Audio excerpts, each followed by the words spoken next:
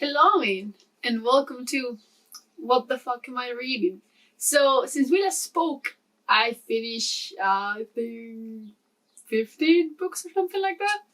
Some of the ones that I finished are not in this list because I'm doing specific videos for them, so I just don't want to repeat myself, basically.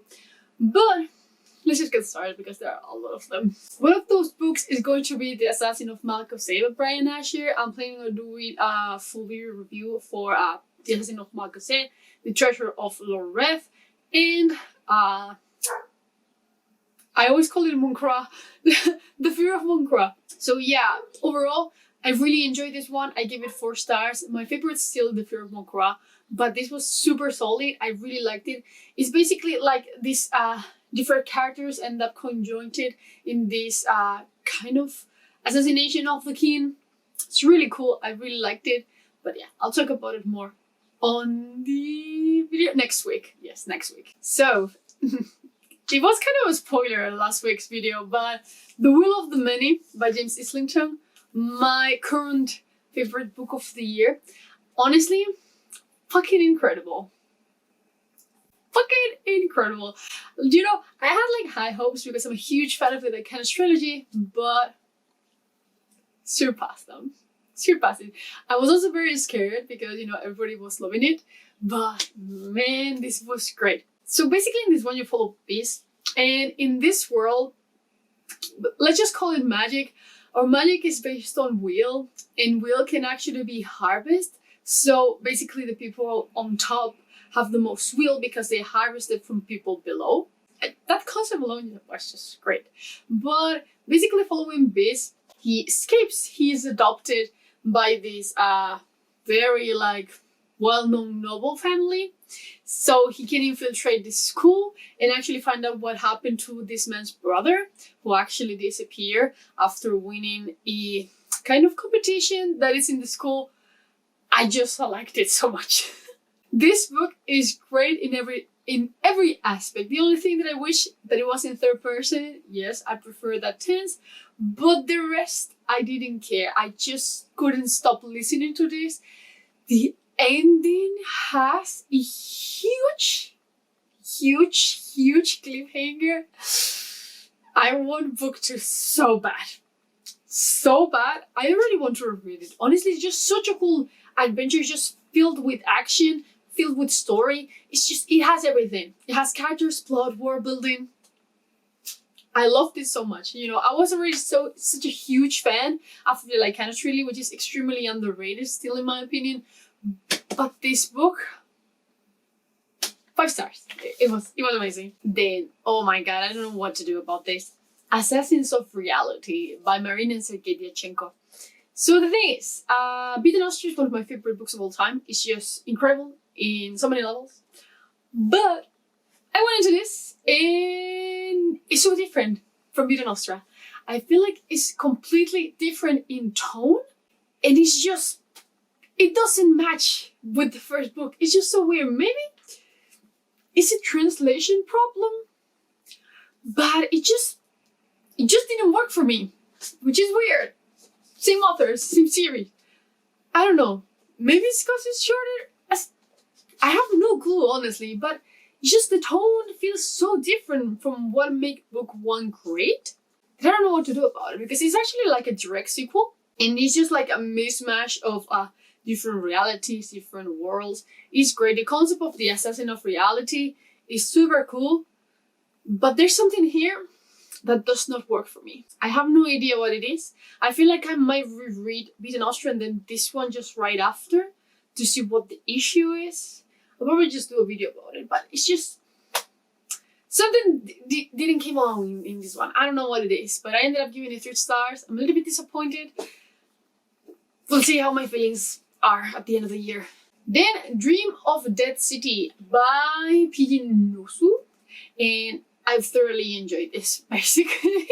It's just so dark. I really liked it. If you think like of a dark mood, a dark atmosphere, this book is for you. Like everything is so moody in this one. Everything is just like so blood related. It kind of reminded me a little bit of like Bloodborne, but in the aspect of like religion and everything has to do with blood. yeah, like you have blood gods and stuff. And I don't know, I just really like it. It's definitely very similar to like a tale of Sherlock Holmes. Like you have a detective and you have like his assistant, and the assistant is just like meddling in everything, but he's just kind of this more like serious figure. It definitely has that. It's quite bizarre, honestly, but it works really well. I really enjoyed it overall, especially, I don't think the story is just like the best, but the way to the final plot is just really cool. I really like the ending though. I feel like it's very bittersweet, but it couldn't have ended in like any other way. So in general, I really, really liked it. I ended up giving it 4 stars. I do need to read. I do need to do like a full written review for it. But yeah, definitely very bizarre, but I just really enjoyed it. So if you're looking for something dark, definitely check this one out. Definitely dark fantasy. I wouldn't call it grimdark. I wouldn't call it grimdark since our character just like has a lot of hope for a lot of the book, but definitely dark fantasy, super enjoyable. Then a couple graphic novels. The first one, American Vampire. I do need to take off these fucking stickers because I got a second-handed and it's so annoying. But this is volume 2. I've been slowly making my way through this. I got volume 3 already because since I'm buying it, I'm buying them second-hand. They take a lot to get here, so I've been slowly making my way. But I actually liked volume 2 more than volume 1. Curiously enough, I give it like the same stars because it's not like a huge difference, but I don't know, something about it make it more enjoyable, and it's just a continuation of book 1, like several years later, but we still have the same characters with some new additions. But I don't know, I just really enjoyed it. I do think the art is beautiful, and if you want to read this, these are also on Kindle Unlimited. That's why I've been reading them, but because I've been enjoying them, I've been getting the physical copies too. So yeah, it's just really cool. It's about this serial killer, Sweet Sweeney or something like that. It was something like that. But in the first volume, he was trapped and he was turned into a vampire, basically an American vampire, meaning that they can actually walk under the sun. So he is for revenge, basically, against these old vampires, these old England vampires, and he's going after them. You know, a lot of things in the middle, but that's the main premise, and I've been really enjoying it, basically. Then Something is Killing the Children, volume 6. I love this. It is saying something new, basically, but this one shine. The previous one was fairly okay, but this one, things are coming together again. The art is just so fucking beautiful. It's just amazing. In this one, you basically follow Erica, and she's part of this house called the House of Slaughter, who basically hunts down monsters that are killing children. Because in this world, only children can see monsters. And it's just super cool. It's very dark. I just really love it. It's just so gory. It's amazing. I give it like 5 stars. I just love this series so much. I'm not even going to pretend that I'm objective with it. Then I finished this brick. Master Artificer by Justin Cole. As I told you before, I've been rereading the series. I really want book 3. I know that it's been postponed till next year, but I just really want book 3 already. But I was right. And all of you were wrong. Book 1 is actually better than book 2. Not better in the sense that this is a bad book, but better in that I feel like the story was better when it was just one POV.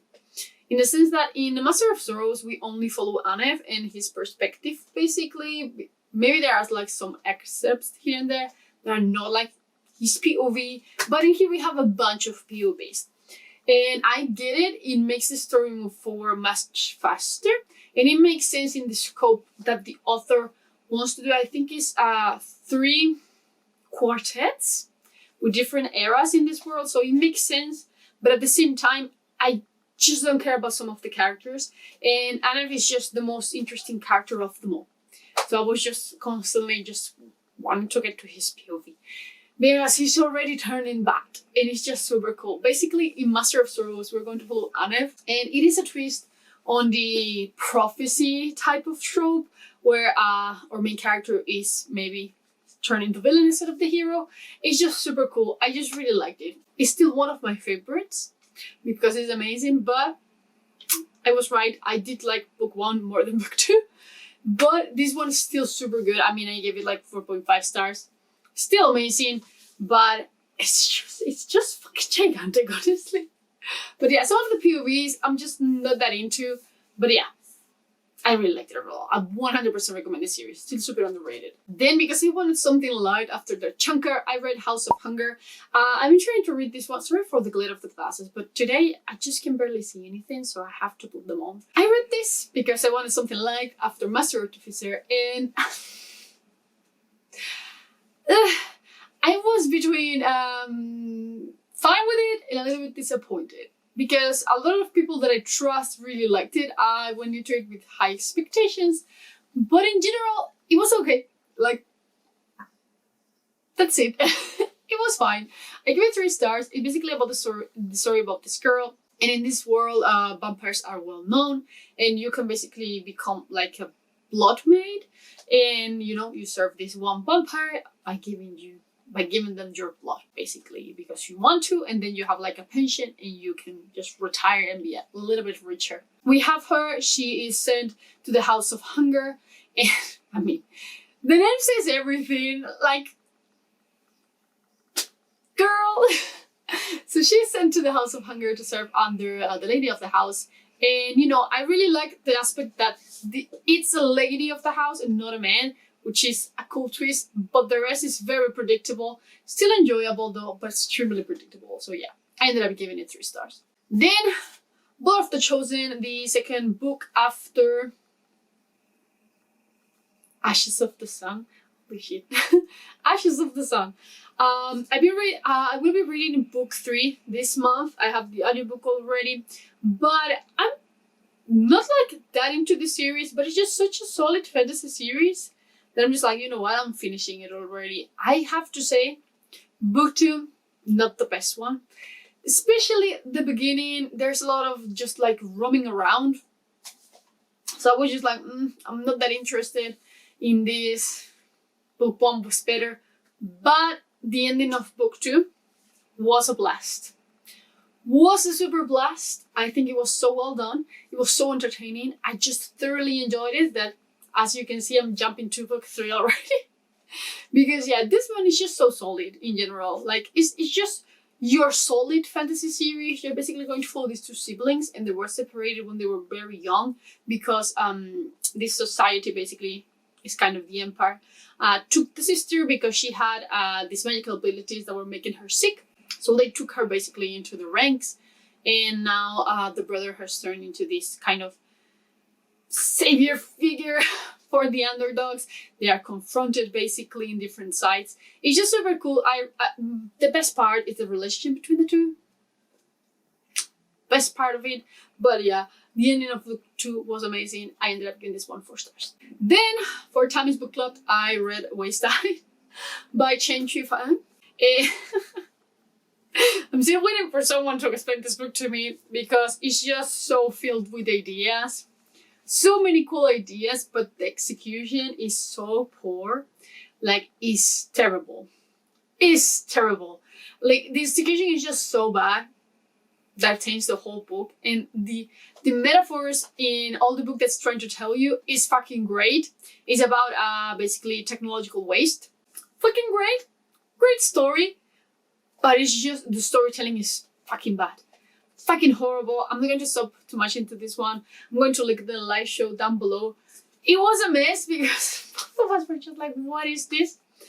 But I definitely need to just read this one and absorb the ideas and that I finished it. There's just so much going on. So I basically give this one no rating because I don't know how to rate it, basically. Then again, I read The Treasure of Lor-Rev by Brian Asher. Now I'm done with all his books. I'll talk about this one in the next video. Well, not in the next video, next week. But yeah, I actually really thoroughly enjoyed this one. It's a sci-fi in exchange of the other 2 fantasies. But I do have to say that it's my least favorite now. Like, I gave it 3.5 stars. It was good. But it's not my favorite story. Still, the Pheromone Crash is so good. But yeah, I'll talk about this one more later on. Then, more graphic novels. Wytches. I was pleasantly surprised by this. I was looking again for horror graphic novels. That's just me now. But yeah, I'm a little bit mad because this is volume 1, but it's just so old and there's no like volume 2 outside. So I'm a little bit mad, honestly, but I'm fine with it. So basically in this one, we're going to follow this family and they just move into this town, and in the woods there are these very creepy witches that people make sacrifices to. Creepy witches, like not like your usual type of witch, like very disgusting type of witches. The art is super grotesque. It's really, really cool.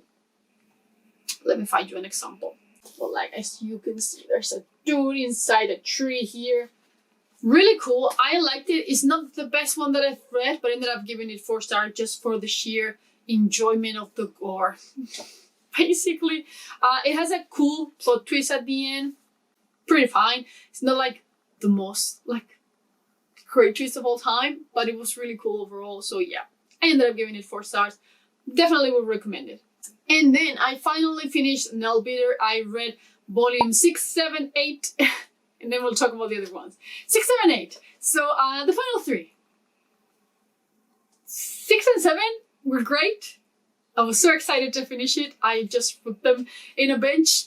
The last 5 volumes. I know that I'm talking about 3, but the last 5 volumes I just read on while I was at work, basically. And those 2 were great. Volume 8, pretty disappointing ending, honestly. Like, it's just, it was so, I was hoping that it wasn't going to go there. In fact, I thought that was so predictable that I didn't even think about it. And then it happened and I was just like, why? I feel like these authors have like a very strong beginning always, but they never just like get the ending right. Like they never land the ending. And it's just so stressful and so annoying because the series are so cool and you're so invested, and then the ending is just like,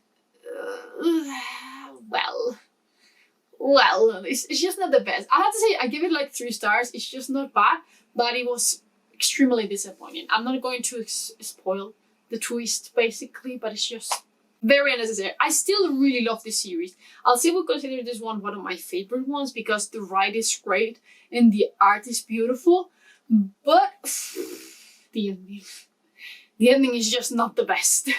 And then, because I wanted more, I realized that there was a continuation series called Nailbiter Returns.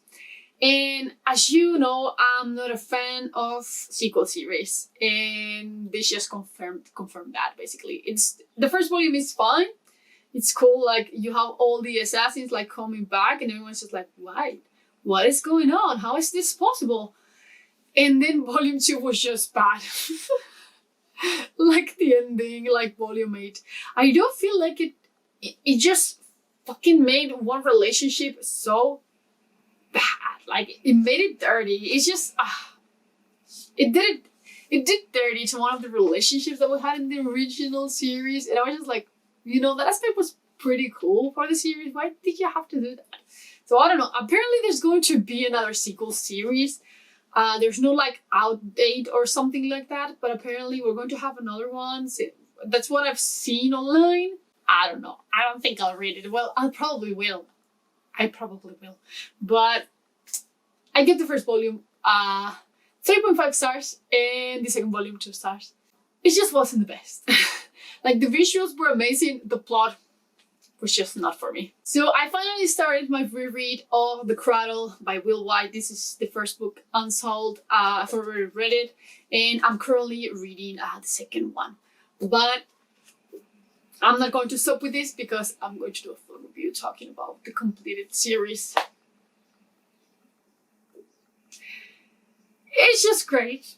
That's it. It's just great. I give it the same rating. I give it 4 stars again because I think it's just so solid, but it makes so much sense compared to the rest of the books. Like now that the story is complete, it's just like makes so much sense. But I feel like it's still a little bit confusing for when people just jump into the series. But man, Unsouled is just so good. The Cradle is just amazing in general. Then, one of my new disappointments of the year. New releases this year have not been on point for me, like at all. But this is Sons of Darkness. Yikes, I know. It makes me really sad to have to say this, but I DNF'd this book at 85%, I think it was. If it wasn't 85, it was maybe 84, something like that. But I didn't get to 90%. I just didn't care at all. It became a chore reading this book. It's sad. It makes me really sad because I was hoping, like, and expecting so much from this. And I'm just really sad because I really like mythology in general. Hindu mythology is just one of those that is just so filled and so rich. This is based on the Mahabharata. Is that how you say it? Have I pronounced it right? But it's just like an old tale, and I'm familiar with it. I'm not like your number one expert on it, but I'm familiar with it because as I told you, I'm a huge nerd on mythology. And still I couldn't get my... this book is just... Sorry, it just makes me so mad that I'm just like... because, I don't know, I was expecting a lot. And I started it. The prologue was super epic. I liked it a lot. I was just like, yes, this is going to be amazing. And then part 1 started, and nothing of interest happened in part 1. And I was just... Well, except for the first chapter. Well, they are at war and they have an armistice because... the daughter of one of them killed herself, basically. And I was just like, okay, damn, what is going to happen? Nothing happened. Nothing happened. There's a lot of like little stories that feel like they are done, but you don't get the sensation of a plot, of like an overarching plot until the end. You know, you have like your characters meeting and such, but still wasn't enough for me. Like, I was just already so burned out from reading nothing that I was just like, I just don't care. I had to put it down because it took me like 2 weeks to get into this point, and getting my Kindle and reading it was becoming such a chore because I wanted to read something else, and still I was pushing myself to finish it because I was just like, yeah, something good's going to happen, something good's going to happen. Yeah, and it didn't. And it didn't. I ended up even getting the audiobook so to see if actually reading it, if actually just listening to it, I got through it a little bit faster. And I do have to say, it felt better, but not enough. Not enough. It just makes me so fucking sad.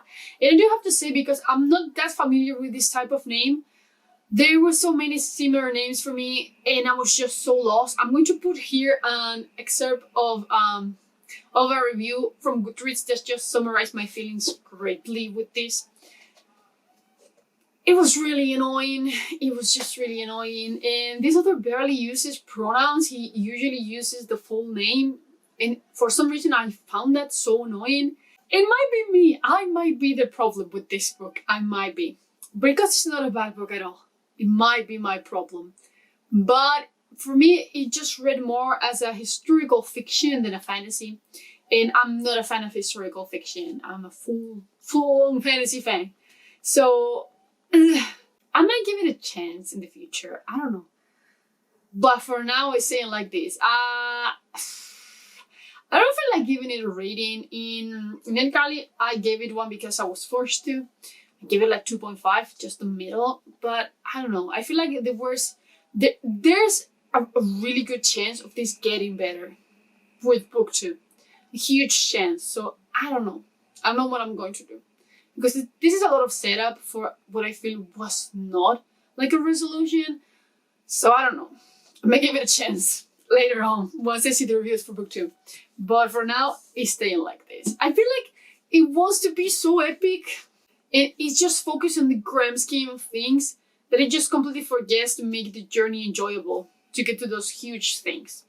Like, I feel like it wants to do what The Grace of Kings, like just focusing on a lot of small characters that ended up having something to do with the ending. But what happens in between, I don't care. Like, there's a lot of pointless conversations that is just like, and then the chapter ends, it's just like, why am I reading this? But I don't know. It's so confusing. I don't know how I feel about this one. There's just a lot. So yeah, the last book that I finished it today, and it was The Liar of Red Valley by Walter Goodwater. I decided to read this month. I don't know, I was feeling like reading some YA horror, and this one just delivers, basically. You follow Sadie, her mother died, and now she has become the Liar of Red Valley. Meaning she basically grants wishes in exchange of people's life years, basically. It's just super cool. I just really like the concept, but it is a mashup of a lot of stories, basically, because the king of this, not town, but kind of kingdom, let's call it that, is starting to weaken. So a lot of monsters are trying to make their move on the city, and the liar has to protect it, but the king is just working also against the liar and the people, and there's a lot just going on. A lot going on in this one. I thoroughly enjoyed it. I definitely recommend that you try it, but there's just a bunch of like things here. I feel like this book would be better if it was a little bit longer, but overall I give it 4 stars like the last time. It's just really enjoyable. I will highly recommend it, especially now that we're going into, you know, Halloween time. I know we're in July, but we're going to Halloween. It's just so near now. But yeah, definitely would recommend it. Check it out. So yeah, those are all the books that I've been reading recently. What have you finished? Have you read any of these? Please just let me know in the comments below. And as always, I will see you in the next one. Bye!